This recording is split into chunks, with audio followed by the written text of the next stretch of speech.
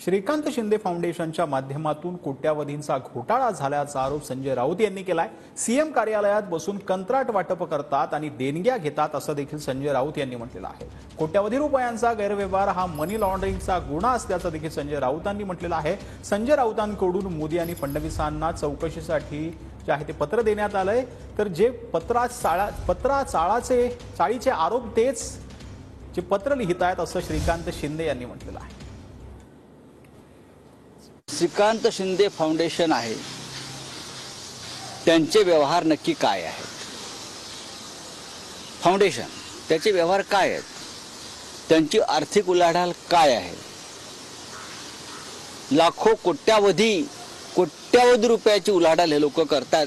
मुख्यमंत्री कार्यालयात बसून आपण बिल्डर्स, ठेकेदार ज्यांना तुम्ही कंत्राट देताय, उदाहरणार्थ 8,000 कोटीचं ॲम्ब्युलन्सचं कंत्राट दिलंय, कोणाला दिलंय?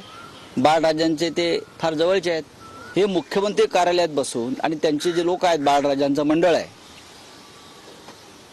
हे चंदा धो धंदा लो याच माध्यमातून पैसे गोळा करतायत। जे लोक पत्राचाळचे आरोपी आहेत, जेलमध्ये जाऊन आले, तेच पत्र लिहित आहेत।